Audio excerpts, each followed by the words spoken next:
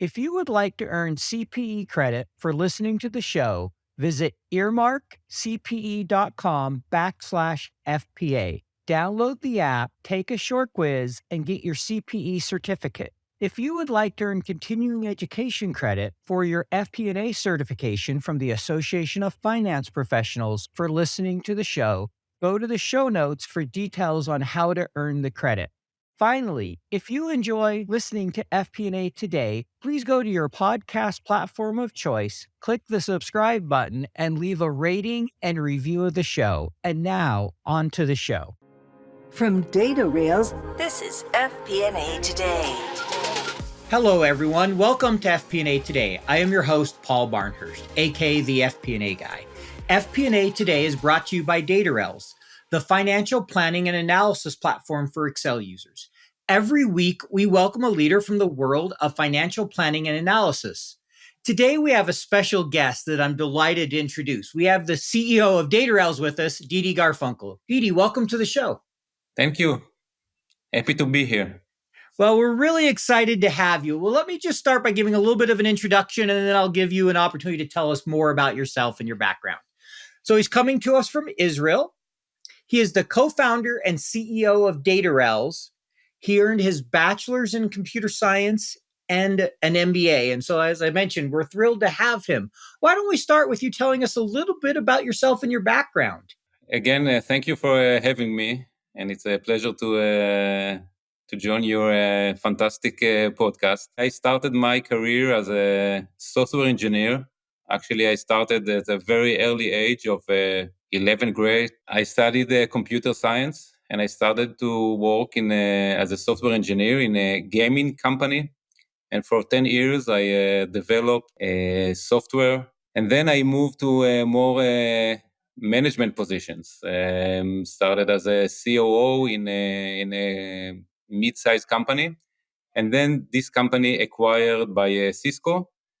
And I served as a GM, general manager in Cisco here in Tel Aviv, in Israel. Manage a business unit of 200, 250 people. Thanks. Appreciate learning that. And then from there, was your next opportunity did you become CEO of Datarails? Was that kind of the next And then step? I started in 2015, I started Datarails together with my co-founders, Eyal and Oded, and we founded Datarails. Great. Why don't you tell us a little bit about that story, kind of how it came about, a little bit about that Datarails journey. Would love to hear the background to that story. So everything started in Cisco. I envision Cisco as the biggest IT company in the world, that everything will be automated. End of month, you click on a button and you see all the data populated, graph charts.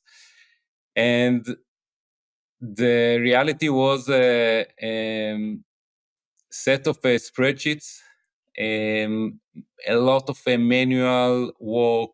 Spreadsheets go back and forth between my subsidiary and the headquarters in California. And at some point, I thought about a different maybe concept or a different angle to try and solve what we call the Excel hell problem. And instead of the traditional or typical angle to solve this problem by replacing Excel-based processes with vertical SaaS solutions, I came with the concept to try and let the organization keep using spreadsheets and keep using Excel, but try to transform the Excel from being a personal tool into an enterprise application. And my idea was to connect the organizational spreadsheets into one centralized database.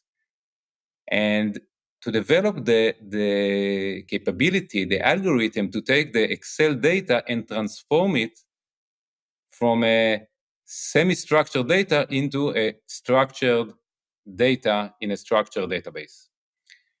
And that was the idea, and we started Datarails with a very, very wide vision without even a specific use case or specific vertical, but let's offer a platform to connect all the organizational spreadsheets into one centralized database. Got it. That makes a lot of sense. And I've heard a little bit of this story before, and I think it's great. So, how did you come to the conclusion that finance was the right vertical for this tool? How did it, go from being kind of a general purpose, we're here to make, Excel an enterprise application, as you mentioned, to this is really an enterprise application for FP&A. How did that come about? So it was a long journey, 3-4 years of looking for a product market fit from a very wide solution offering try from selling to large banks, financial institutions, insurance companies, all these giants that use spreadsheets all over, and try to find use case that can be repetitive, that can be scalable. We tried different approaches, and today it looks like that it makes a lot of sense, but it took us like a year or two to identify and to convince that the way finance people look at Excel is totally different from a way other business users look at Excel. Finance people love Excel. They see it as an essential tool, kind of the from operational system. You can say a canvas. You can say even kind of a skill that every finance people needs to have in order to succeed.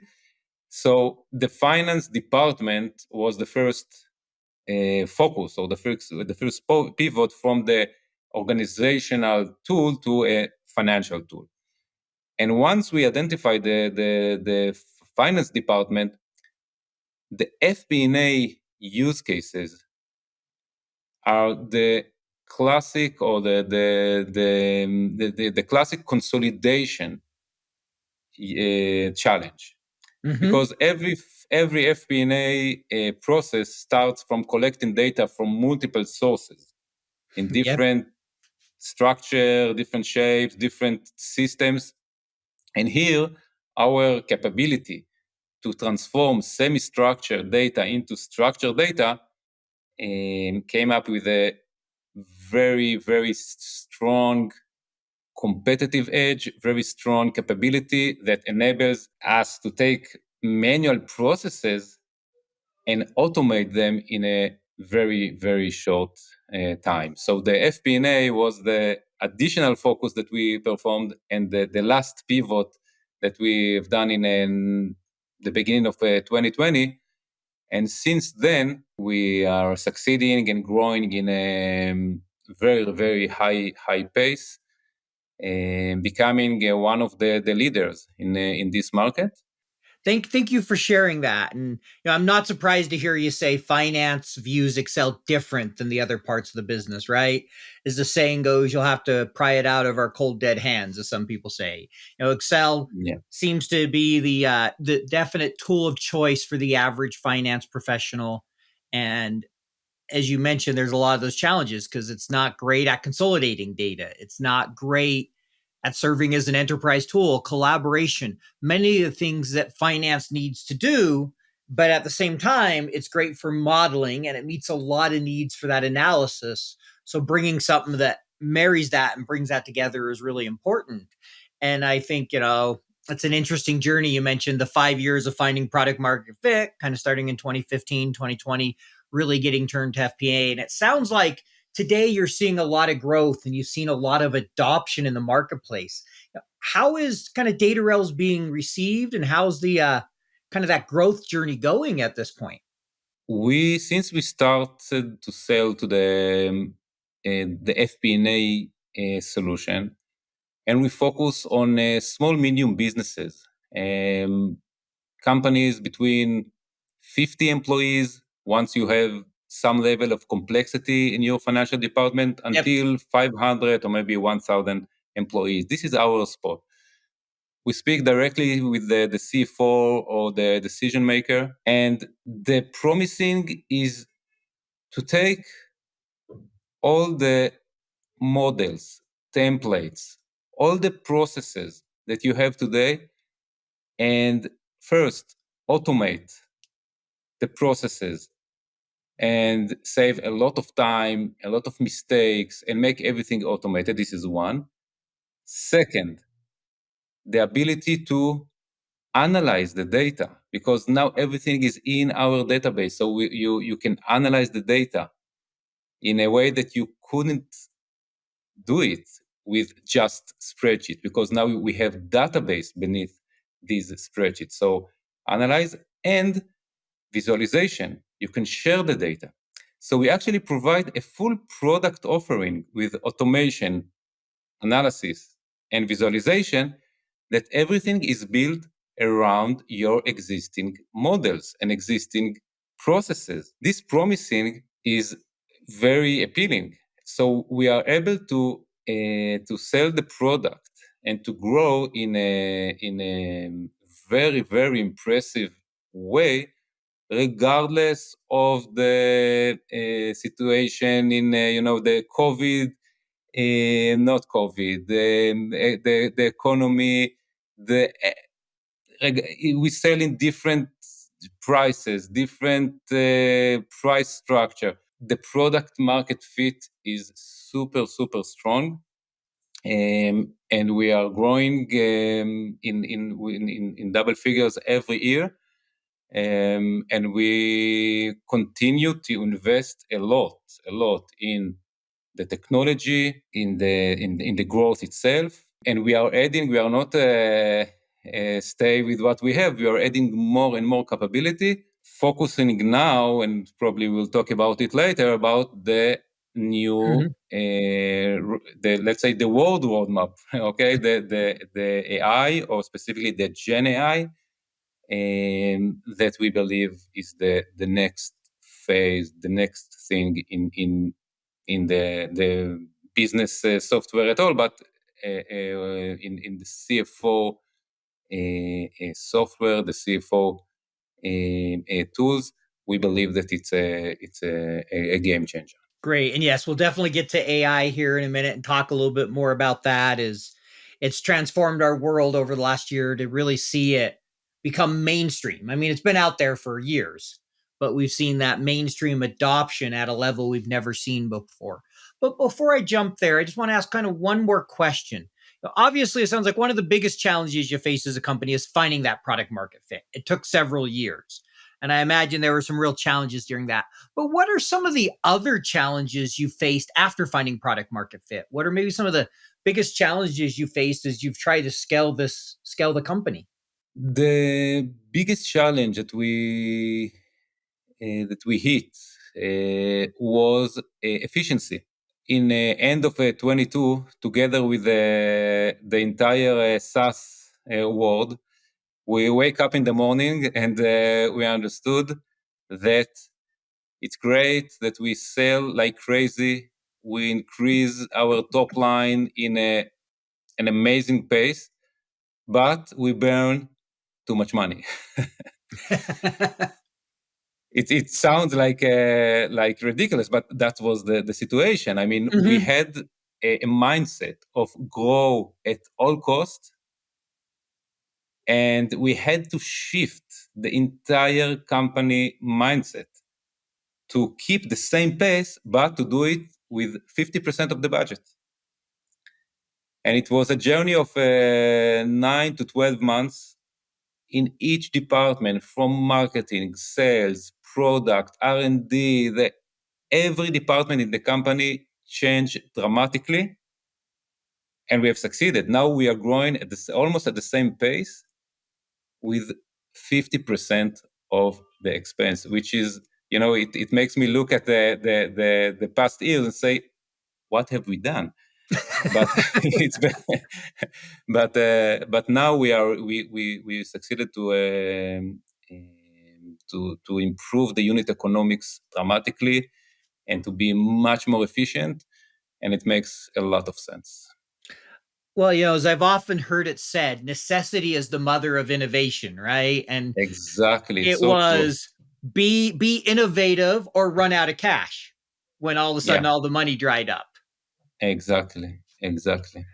So any insights or lessons you could share, particularly for our finance audience from that journey? How can they support companies that are going through that? Because that's not going away. I think we've kind of shifted mindsets now, and we'll continue to see that in the future of the importance of balancing cost with growth versus that mentality we had when money was free of grow at any cost, right? So any advice you'd offer to our finance audience of how they can support the business if they're going through that transition, that journey? The advice that I'm going to share is relevant for especially for tech founders Sure. that leading SaaS companies. Mm-hmm. That I think we tend to follow benchmarks and KPIs to think of the world from the investors or the potential investors' point of view, and it brings you to the wrong, sometimes to the wrong path. Because if you start to think about your business as a business, forget about benchmarks, forget about, just look at the business, the unit economics. Does it make sense? Can you take what you have today, put it in a spreadsheet and see how it goes to the 100 million ARR, 1 billion ARR? It makes sense to you? So it makes sense, regardless of benchmark. I think this is the shift in the mindset that we did, and helps us to make the right decisions and fix piece by piece, part by part, with this mindset, and then the entire organization shifted to the right direction. Got it. Appreciate that. So if I heard that right, it sounds like sometimes just stepping back, ignoring the benchmarks and all the things, looking at the unit economics, looking at the business and say, is this scalable at these numbers and how do we do that? And focusing on the true business measures, not the investors, not the benchmark, not the metrics, but kind of true to who you are and how you would scale it. Is that what I'm hearing? Exactly. You know what it is like. 13 different spreadsheets emailed out to 23 different budget holders, multiple iterations, version control, errors, back and forth updates. You never really feel in control of the consolidation and collection process. Yep, I've been there. Stop, breathe. Datarails is the financial planning and analysis platform for Excel users.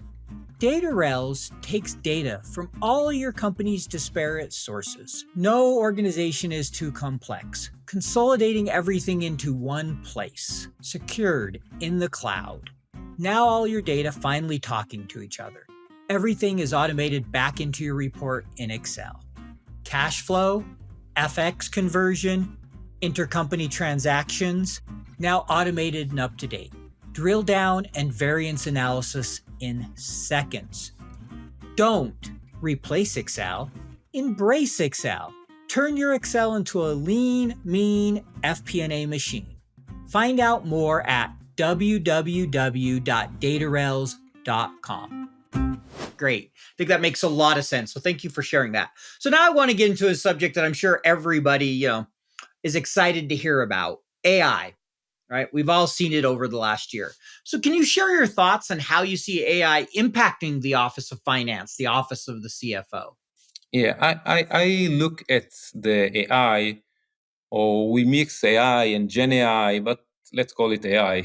Sure. I look at it as two different approaches or two different directions. It's like the hands and the brain. Mm-hmm. You can use AI to extend your hands, okay, to have more employees, or by automating processes, by make things faster, by reducing headcount, shortening time to deliver, which is amazing, right? We use it a lot internally in Datarails. It's amazing, but it's not a life changer. If your business is good and you have a good business plan, so the gap between 10 employees in the financial department to 2 employees or 5 employees, this is not what will save your business or will make it successful. Other part is to look at AI as an extension to your brain. And here, I think this is a life changer. To let the CFO or the FP&A manager to have a tool that can be like an extension to the FP&A brain. Take the same, let's say, analysis or the approach that you try to analyze your business, but let the AI to run it in a scale with all your historical data, with all the dimension in your organization, with all the sometimes the data can be internal data in the company, but can be external data.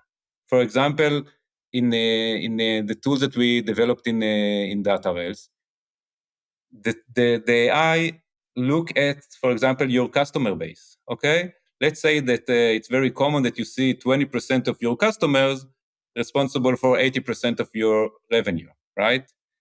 Let's say that from these 20% of your customers, something interesting happened for this company. You see in the news, they had some good news, bad news, something happened from currency, from, I don't know, a disease in China, I don't know, whatever.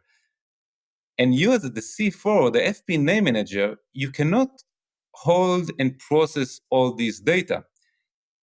You can use this data, you can direct the machine, but you cannot run all this endless information.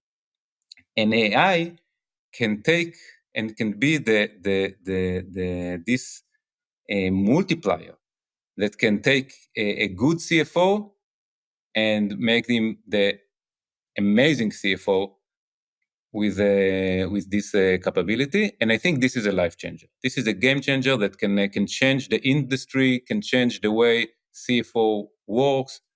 And this is the direction and the path that we take Datarails products. So let's unpack that a little bit. Can you talk about, how you're implementing that vision at Datarails? What are you doing in the way of AI, and how are you thinking about, incorporating it in your product? We look at, as I said, we do not look or we do not use AI for the productivity part in the product. Mm-hmm. We let the product run the automation, the consolidation, generating the reports, everything. Datarails know how to do it before and after the AI. We don't need the AI for that. Sure. But once the data is consolidated, the reports are ready. Now, this is the time that the CFO is consuming the results, right? The CFO look at the data, and we try to improvise the conversation between the CFO and the FP&A manager by the end of the month. The FP&A manager get into the room of the CFO, and the CFO, okay, tell me, what happened this month? Anything interesting? Should we change anything? Something relevant that I need to know that happened in the finance department, maybe in the operational side of the organization, maybe something that happens in the business world that I should be aware of, right? These are the type of the question that the CFO asks the FP&A manager, and the FP&A manager should provide. And this is exactly what we build. We're already providing very interesting capability, but we invest a lot of manpower and brain power in this direction to make it the perfect, we call it the virtual FP&A assistant that can answer exactly these questions. Thank you for sharing that. And Yeah, I think virtual assistant is a good term for it. I've heard some people refer to some of those type of things as almost like an intern or a junior analyst. You still sometimes have to validate things, but it gets a lot of the work done for you. It gives you good insights and gets you started on that journey, and really can make things a lot easier. And so I appreciate you sharing that. I'm curious, your take. How do you, as a CEO, look at your finance and FP&A department? Like, what do you want from them? What's your expectations? So first, we use Datarails in Datarails. so so the FP&A, I experienced the same experience that like each one of our thousands of customers that use the system. First, the basic ask from the FP&A department is to have the data accurate, organized, consolidated, and ready to. This is one. I mean, before that, you cannot do anything. Yep. Second, I want my ritual information. I want every day to see this, every week to see that, every month to see that, and I want my dashboard. And above that, I want the exceptions. I want to know what's going in the wrong direction, but to know it on time. Once it started, before it's getting something that it's already a problem, I want to know before the problem is arrived. I want to know if something happened behind the scene. I can see that the revenue is going up, but maybe something changed not only in the revenue, the total, but something happened under the hood. Maybe the customer territory, can be maybe the industries. If there is any trend that I'm missing, to make sure that I'm not missing something that at the end of the year I will look back and see we missed that. And the way we develop Datarails, we also use it, of course, in Datarails. So if something happened in Datarails and in the company, and the Datarails product couldn't identify or let me know ahead of the human FP&A, so I know that we need to improve more and more parts in the product. So my ideal result is that I get the push from Datarails that I need to pay attention to this or to that. Got it. It's great that you used it internally, and it gives you that opportunity to see how customers use it, right, as you're using it yourself, and how to push that. And obviously, as you mentioned, you want to see all your financial reports. The baseline is those table stakes of, hey, getting the historicals right, so then we can predict going forward. I'm curious, what advice would you offer to, finance professionals, CFOs that are listening, if they want to start implementing AI, and not just necessarily in an FP&A tool, but just in general, how should finance be thinking about implementing AI, within their functions as a whole? Any thoughts there or advice you'd offer? I think that to look at AI, because we know that we are in a very early stage of this revolution, I think that everyone needs to look at AI not as today, but to look at 2026 or 2025 and plan the path to get there with the right tools, the right technology that can get you to the real, to the core of the AI revolution 2 or 3 years away. And I think that for the CFO today, it's pretty confusing today.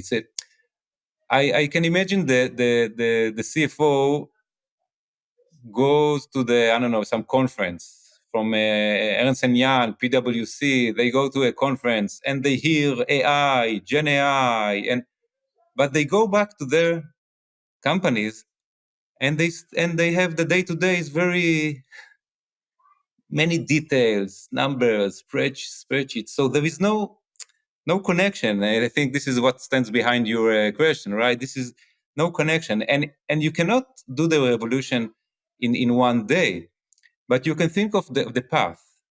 And now you need to choose the right partners or the right technology stacks that will take you in the right approach. This is what because what we have today is very, very, very impressive. It's just the beginning. Yeah.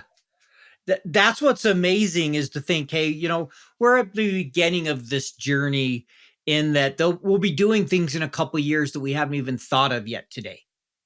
I think we really, will continue to push the envelope and see real leaps and bounds. I mean, if you just think, when ChatGPT came out with 3.5 and everybody's getting examples of all kind of the mistakes it's made, how much progress it's made to today with adding code interpreter, adding the internet, adding images into it.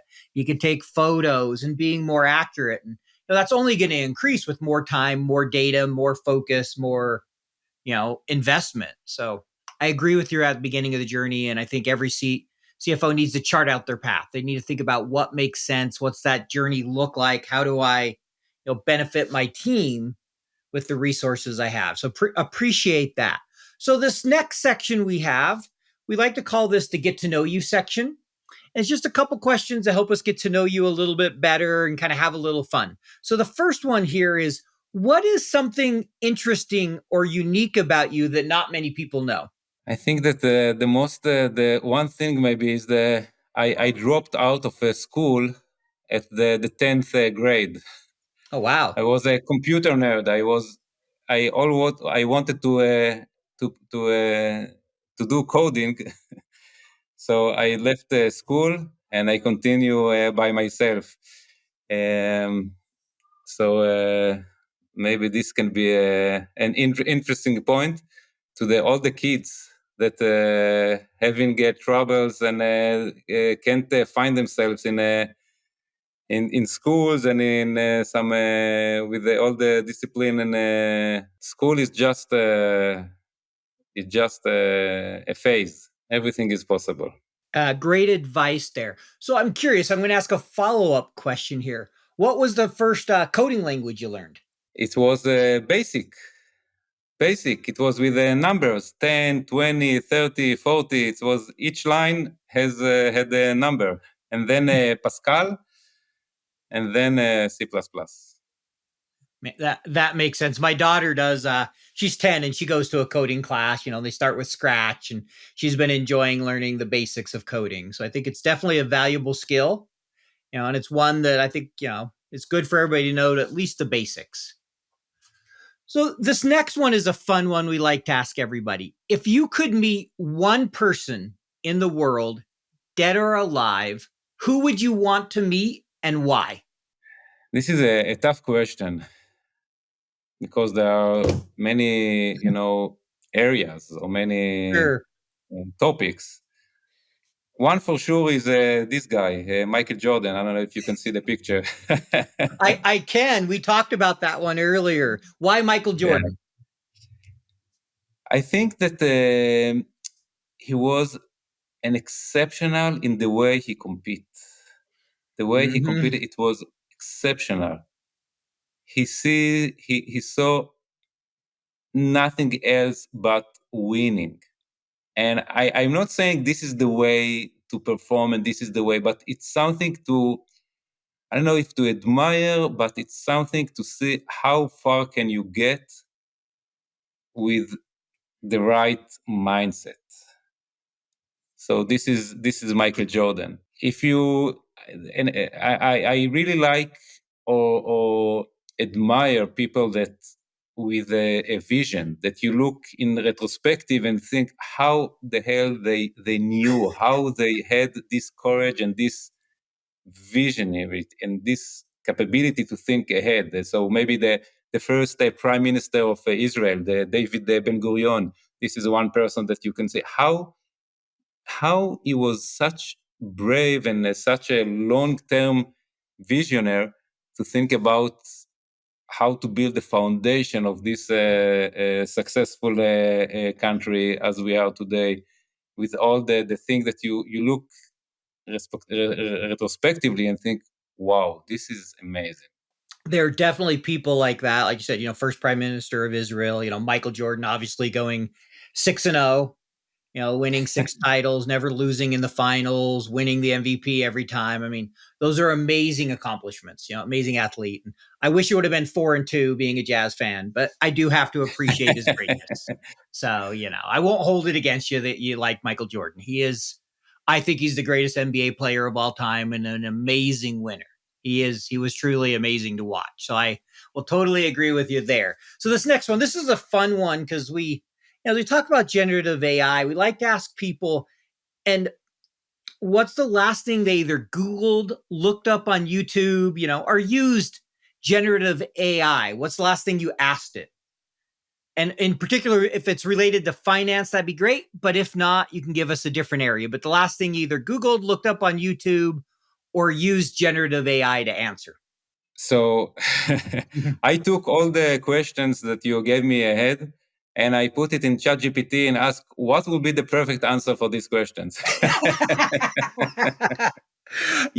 joking. I had a guest do that. It was pretty funny because we had a discussion about budget and he asked ChatGPT to write all the things you consider in a budget. And he sent it to me and the answer was actually pretty good. So kind of speaking of that, I think we laughed about it.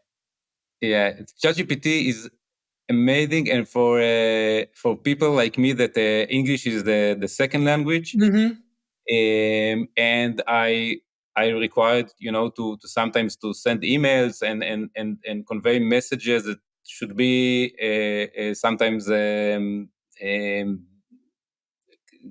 deep and complicated. So I use, instead of translating text, I use ChatGPT to translate and improve, which is amazing. I use it 10 times a day, at least. Yeah, I use it quite a bit to summarize transcripts.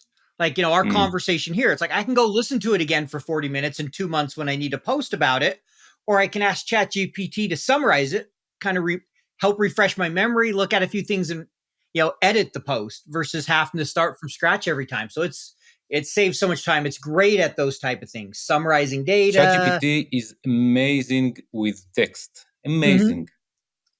And the challenge is to take these capabilities and transform it to numbers, which is a different story.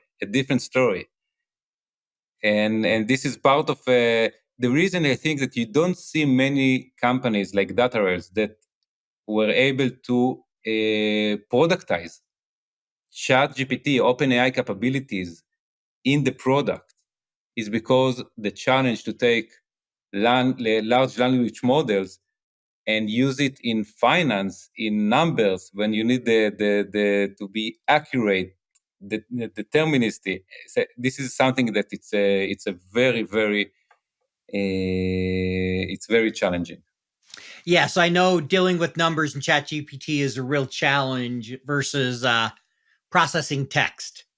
I know that's been one of the. I've asked it enough finance questions that I know that. That's where if I have a finance thing, if it's using code interpreter, I trust it a lot more that it's just returning an answer from the the language model.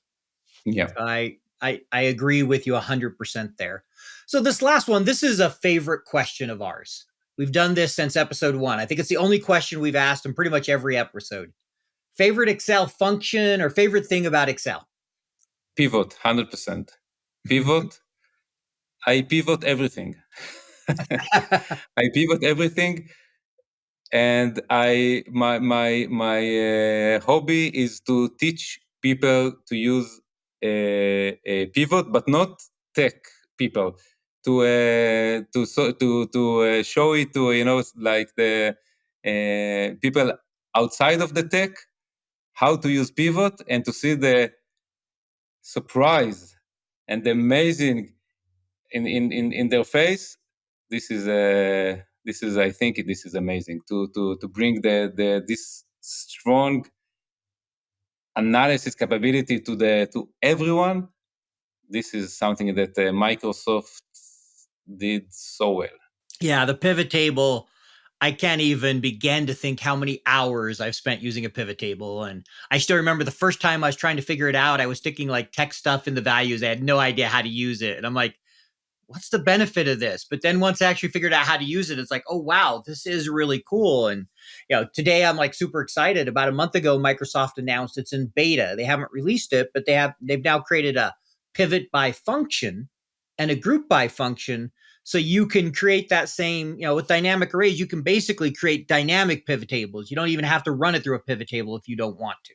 Right. And there's some benefits of why you do both, but it's just exciting to see, more and more ways to analyze your data within Excel. I'm excited for the continued development that comes. And yeah, I'm a huge user of pivot tables, so I can appreciate that answer.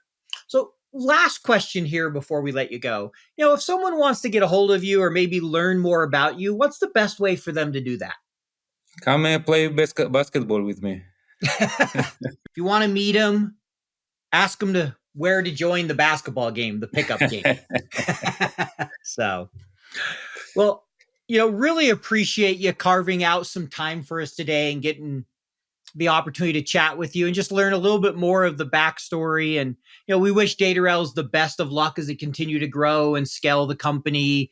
We know this is a market where people have a lot of options, and, it's always a challenge to constantly trying to grow and innovate. So we look forward to, continued progress to best serve FP&A professionals, because, we all need as much help as we can, and having an important and the right FP&A tool is important for us. So thanks for being one of those that serves the marketplace. Appreciate it.